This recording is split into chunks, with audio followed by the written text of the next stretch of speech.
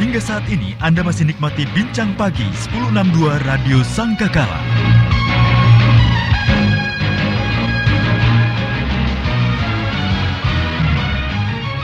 Sebelum 62 The Voice of Love, Kekasih Tuhan masih melanjutkan kebersamaan kita dalam program Bincang Pagi bersama dengan Bapak Arif Sanjaya. Kami sedang berbincang tentang, maaf saya sibuk, Kekasih Tuhan, bicara tentang tadi perumpamaan tentang ketika seorang raja mengundang perjamuan, selalu ada orang beralasan untuk datang, dan itu bicara tentang kasih yang menjadi dingin. Bahkan raja, diundang perjamuan ini Pak ya, bukan susah loh ini ya. Perjamuan pun bikin alasan. Dan hari-hari ini ada banyak orang yang mengalami kasih menjadi dingin. Kekasih Tuhan, mungkin Anda salah satu orang yang mengalami itu. Anda bisa berbagi bersama dengan kami ya. Silakan telepon 0315046.000, SMS WA 0813-330-60.000. Salah satu penyebabnya adalah kecewa. Karena mungkin dikecewakan tadi seperti temannya Pak Arif, akhirnya dia menjadi agnostik ya. Percaya enggak? Ya percaya Tuhan itu ada tapi dia enggak mau percaya agama-agama. Satupun dia tidak mau. Jadi tapi memang agama tidak menyelamatkan kita kok ya. Tapi akhirnya yang terjadi adalah ya apa yang dulu pernah dia bangun hubungan dengan Tuhan, semuanya itu seolah-olah sudah tidak ada artinya lagi buat dia. Kadang-kadang kalau kita pikir logika itu tidak fair Pak ya. Yang mengecewakan loh teman kita, kok manusia, Tuhan kena imbasnya gitu ya. Kecewa, apalagi Pak yang menyebabkan kita ini bisa. Ini ada beberapa poin tapi saya ambil beberapa saja. Tentang kesombongan itu juga bikin kasih kita menjadi dingin. Kesombongan? Ya, Wahyu 3:17 mengatakan ini. Karena engkau berkata, aku kaya, aku telah memperkayakan diriku dan aku tidak kekurangan apa-apa. Dan Tuhan berkata, pada engkau ini miskin, buta, dan telanjang. Jadi kadang-kadang ada perasaan-perasaan nyaman karena kita telah memiliki segalanya. Semuanya cukup. Dan akhirnya kita merasa sudah tidak perlu Tuhan. Gitu kan ya. Makanya dalam Injil Lukas juga Tuhan Yesus kan juga memberikan perumpamaan tentang orang kaya yang bodoh. Nimbun ya. Aku membangun lumbung lebih besar lagi. Dan setelah itu akan berkata kepada jiwaku, ya, beristirahatlah dari segala jerih lelahmu. Itu keinginan semua orang loh Pak. Pengennya nggak usah kerja, pasif income. Terus habis gitu dia ya santai-santai lah Pak, menikmati hidup gitu. Salahkah itu? Ini nanti akan saya jelaskan bahwa ini penyebab kasih menjadi dingin dan sebenarnya hubungannya dengan perumpamaan tadi itu apa. Kemudian saya lanjutkan dulu Pak Wahyu, yaitu berkaitan dengan 1 Yohanes 2:15. Ada orang yang terpikat dan mengasihi dunia. Orang yang mengasihi dunia, kasih akan Bapa tidak ada pada orang itu. Jadi dalam Injil Lukas 14 perumpamaan orang yang berdalih itu sebenarnya apa sih poin-poinnya? Buat Tuhan itu tidak menentang ya kalau misalnya kita ini diberkati. Tuhan tidak menentang pekerjaan kita. Tuhan juga tidak menentang kalau kita mengasihi keluarga kita. Semua dari Tuhan. Pekerjaan kita. Kemudian kita misalnya diberkati dengan misalnya sebuah ladang, itu gambaran sebuah properti, mungkin punya investasi dan lain sebagainya. Lahan pelayanan. Ladang pelayanan. Itu semua berasal dari Tuhan, ya kan? Dan itu tidak ada masalah. Namun Tuhan tidak boleh digeser dari posisinya sebagai yang utama dan pertama dalam hidup kita. Yang terjadi adalah ketika kita ini disibukkan dengan yaitu tadi ladang-ladang, termasuk ladang pelayanan kita, itu seolah menjadi yang pertama dan utama dalam hidup kita. Menggeser ya, berkat itu menggeser sumber berkat, yaitu Tuhan sendiri dalam kehidupan kita. Dan itu yang Tuhan tidak suka. Keluarga, siapa yang tidak mengasihi keluarga? Kita semua berkeluarga, Ibu Wahyu berkeluarga, saya juga punya istri, saya punya anak-anak, saya mengasihi keluarga saya. Dan saya percaya itu semua pun sudah dirancang oleh Tuhan. Namun kalau itu sudah dijadikan sebuah alasan, aku mau melayani, aku disibukkan, tapi aku disibukkan oleh urusan keluarga. Aku harus melakukan ini untuk keluarga, ini untuk keluarga. Lalu kita menggeser Tuhan dari posisinya, maka itu Tuhan juga tidak suka. Oleh karena itu, hal demikian akhirnya menyebabkan kasih menjadi dingin, dan tanda-tandanya itu apa? Bisa dideteksi nih ya? Ya, tanda-tandanya adalah yang pertama, minat untuk bersekutu dengan Tuhan itu makin berkurang.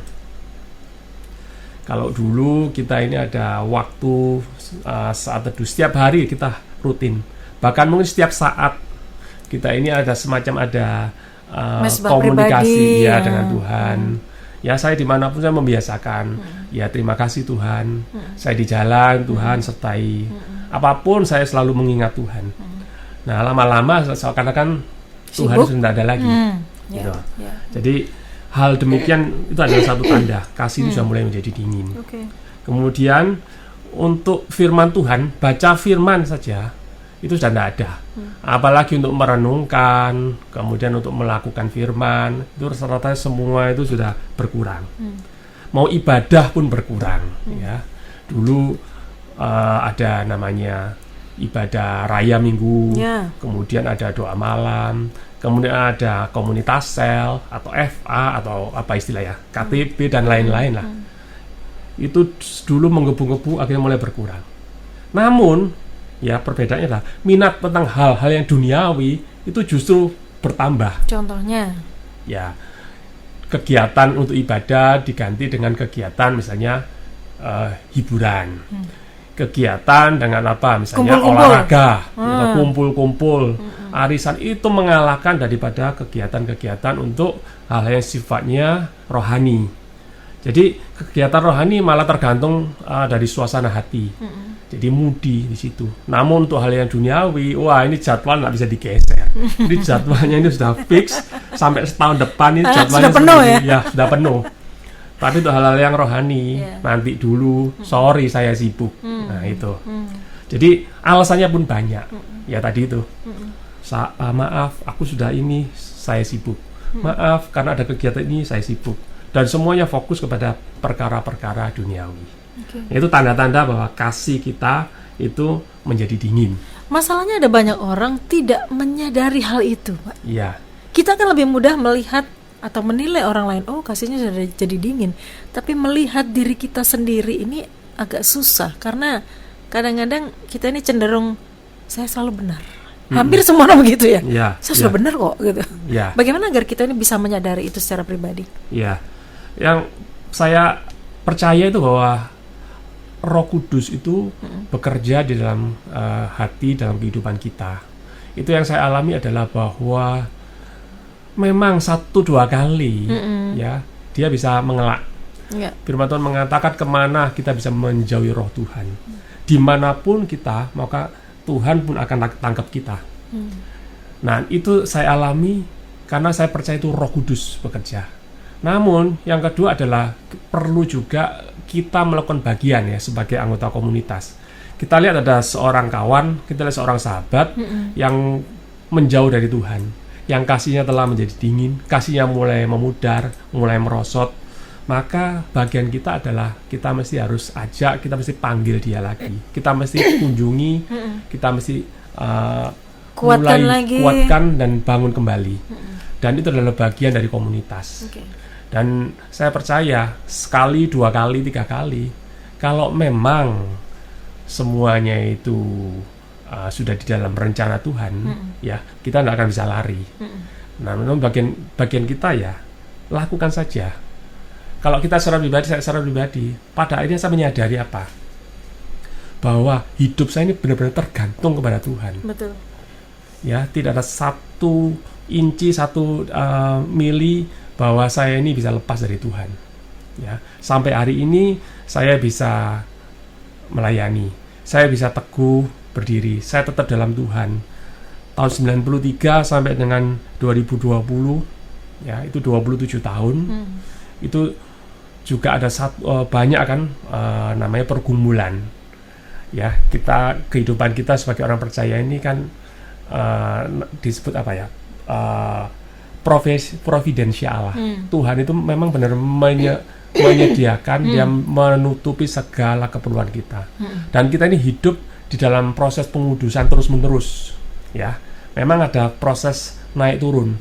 Dan itu saya mengakui sebagai manusia ngalami juga. Saya juga melayani mulai 2004, 2005, 2006 dalam masa-masa pelayanan. Berarti bukan berarti kalau kita melayani Tuhan stabil semua baik-baik saja, enggak ya? Tidak. Ada masa naik turun. Namun secara umum saya percaya kita dibawa terus naik. Amin. Sampai kepada pemuliaan. Amin.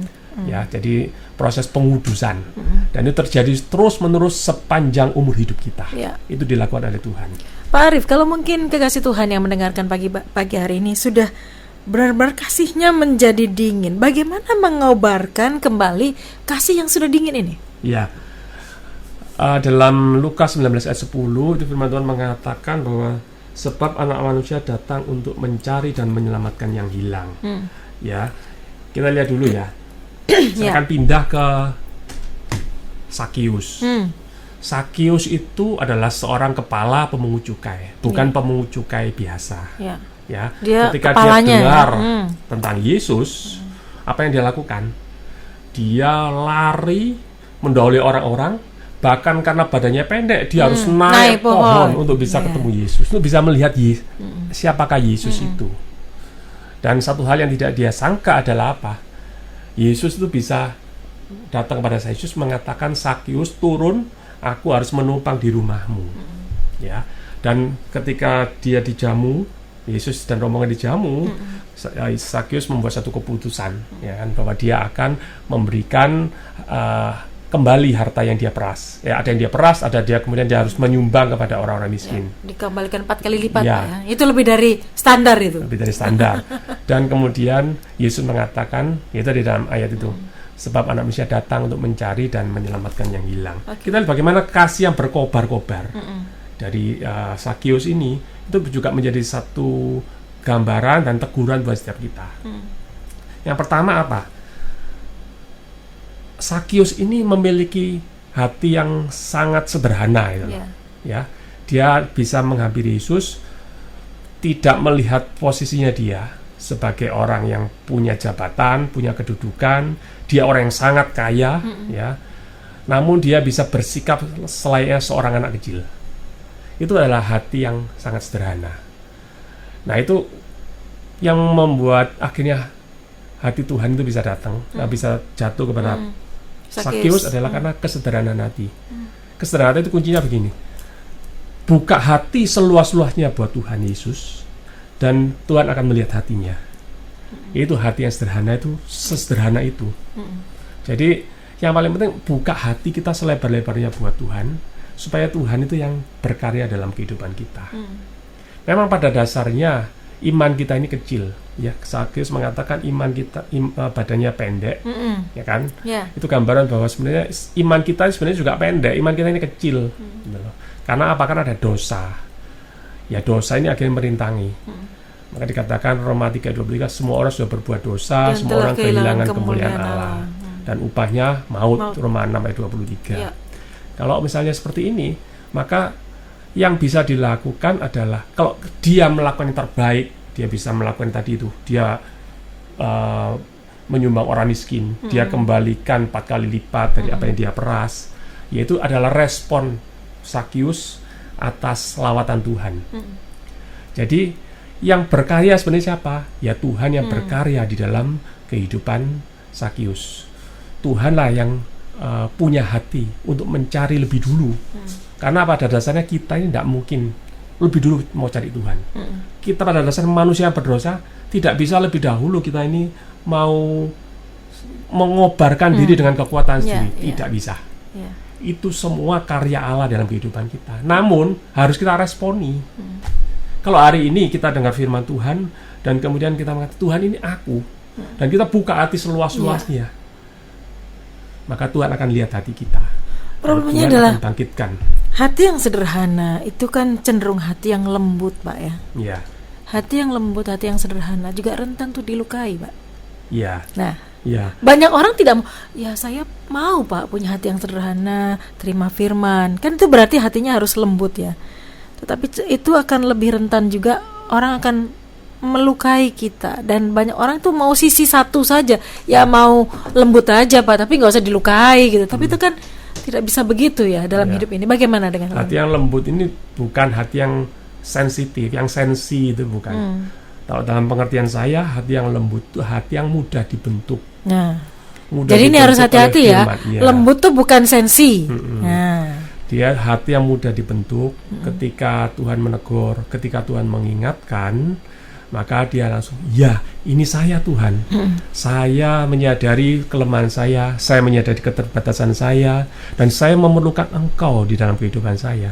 Oleh karena itu, saya buka hati selebar-lebarnya, masuk dalam hatiku, Engkau bentuk, Tuhan yang campur tangan, Tuhan arahkan kehidupan saya sesuai dengan apa yang menjadi maunya Tuhan. oke. Itu Bagaimana hati yang kita harus bersikap juga ketika ada peristiwa-peristiwa dalam kehidupan kita yang tidak kita inginkan, tidak kita rancangkan, tapi kita juga nggak buat salah gitu, tapi orang lain bikin salah ke kita. Itu kan kadang-kadang kita sedang proses ke sana nih, tapi tiba-tiba tadi seperti temannya Pak Arief itu ya, ada digoncang sana, digoncang sini, istilahnya tuh. Nah, bagaimana ini, Pak? Ya ini memang satu proses di dalam kehidupan yang dimana Tuhan ini sedang membentuk. Saya percaya kalau hari-hari ini beliau ya teman saya dipertemukan dengan orang-orang percaya, masih ada yang mau ngajak, ada yang masih mau peduli, masih ada yang mau paling tidak itu mengajak diskusi, mengingatkan ya. Itu juga adalah satu cara Tuhan untuk bisa menarik. Kita memang tidak tahu akhirnya seperti apa, tapi saya percaya ya kalau misalnya memang kita punya hati dan dia pun respon bagaimana dia ini dikasihi Tuhan, saya percaya dia akan kembali. Cepat atau lambat ya, pasti akan kembali. Ya. Gitu. Tinggal kita ini kuat nggak begitu ya? Apakah kita punya hati nggak? Kuat-kuatan gitu ya. Pak Arief ini ya. salah satu hasil dari ada teman yang mau datang jemput, nasihati, ngajak gitu ya. Betul. Kadang-kadang kita ini kalau sudah ngingatin orang 1-2 kali terus nggak digubris gitu, ya sudah Pak, dia memang tidak diselamatkan oleh Tuhan, tidak mendapat bagian dalam kerajaan Allah. Ya, kita ini cepat gitu Pak. Ya, jangan cepat-cepat kita ini menghakimi, kita menilai seseorang hanya karena dia menolak. Bagi saya selama sekian tahun saya terlibat pelayanan, mengalami penolakan itu adalah satu hal yang lumrah. Sudah biasa kalau ditolak. Tuhan Yesus saja ditolak loh Pak. Kita ditolak kemudian sudah tidak dirasa seperti tidak dianggap. Ya kita telepon, mending loh kadang ditolak itu masih mending. Misalnya dikatakan sorry loh aku nggak bisa, saya sibuk, itu masih mending daripada orang mengatakan ya oke, saya akan datang, tapi tidak ada kabar berita dan nggak jelas sampai hari ini. Itu juga ada. Tapi tetap Bapak lakukan. Tetap harus kita tetap perhatikan. Oke, kekasih Tuhan. Ada banyak orang yang kasihnya menjadi dingin hari-hari ini. Banyak faktor ya. Dan Anda dan saya mendengar firman hari ini berarti bukan kebetulan. Itu berarti Anda dan saya dipanggil untuk kembali mengobarkan kasih yang sudah dingin ini menjadi hangat kembali, panas kembali kasihnya. Atau mungkin Anda adalah orang yang hatinya sudah dingin gitu ya. Kasihnya sudah menjadi dingin kepada Tuhan karena berbagai peristiwa yang Anda alami dalam hidup Anda. Pagi hari ini firman Tuhan mengajak Anda kembali kepada Tuhan karena Dia tetap menunggu Anda sejauh apapun Anda pergi. Amin. Kekasih Tuhan, silakan Anda bisa mulai bergabung bersama dengan kami. Telepon, SMS, WA bisa Anda manfaatkan ya. Teleponnya di 0315046.000, SMS WA 0813 330 60.000. Kami kembali ke ruang dengar Anda sesaat lagi.